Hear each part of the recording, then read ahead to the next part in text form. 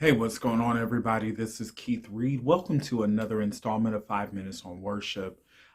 We took a break last week, unfortunately, due to the fact that I had taken ill. So I am feeling a lot better. And so we are going to continue with our installments of 5 Minutes on Worship. This week, we are coming upon the ending of the registration period for the New Beginning Worship Conference. So I want to encourage you to please go to newsoundmusicgroup.org to register for the New Beginning Music Conference. There is still time left to do so. Registration deadline is April 15th, and registration is $35. You can find more about the conference and the presenters at the website, newsoundmusicgroup.org. We're going to go for one final installment into the sanctuary of True Vision Christian Community Church in Lancaster, Ohio, where I did a teaching about the secret place with my good friend Bishop Casanova Green, who is also going to be one of the presenters for the conference. So let's go into the sanctuary.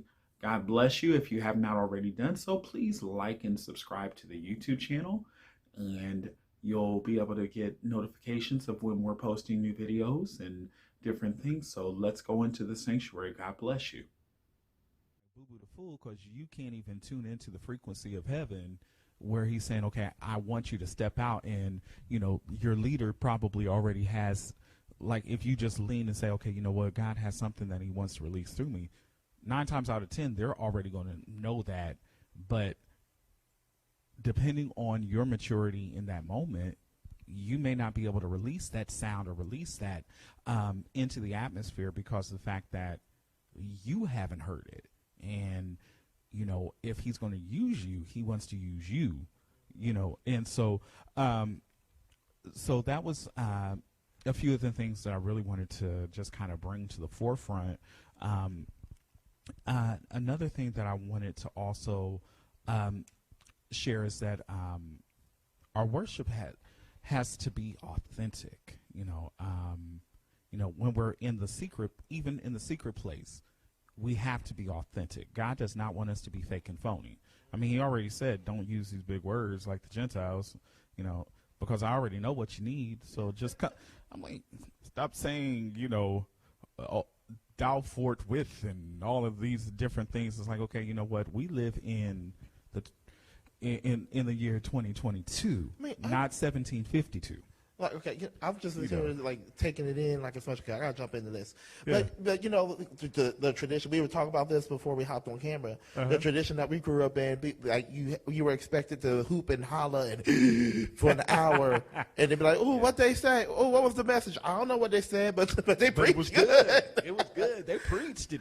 Because culture has taught us to use all those big words. Now, granted, I got degrees, so I can use those big words. I can say all the big words, but it's not. But I think But is it authentic? That's exactly. That's the difference. It's okay to use the big words, but is it authentic? So like you said, you have degrees like people have shoes. So you know what I mean? It's like, but I'm like, okay, me and myself, I'm like, okay, yes, I love to learn, I love to read, and all those things. I had about 5 degrees I started, but I didn't finish half of them, So with that being said, I know in my prayer, in my personal prayer life, for me, those big words come out if I am being led of the Holy Spirit. Otherwise, listen, I prayed the other day. I was like, Jesus, I'm tired. I'm like, if you don't help me right now, I'm going to lose my mind. I was just real with them at that moment. And that prayer is just as effective as, Father, I come to you as humbly as I know how, head bowed, on my knees. Head bowed and heavy. It's like I said, because it's a matter of the heart. It's a matter of the heart. There's nothing wrong with praying like that. But again, a lot of people pray like that because they're trying to be seen. Right. And also, it's tradition. It's what my daddies did, that my daddy did, and my daddy's daddy, and my daddy's daddy's daddy did. So this is how I need to pray. Right. and like it creates that wedge, because the thing is, the world is looking for an authentic move of God. But we've come to, I don't know, I'm not sure if he's going to touch on this or not, but we're coming to a place to where people have no self-identity in God, because we're all trying to duplicate who came before, and clearly that ain't.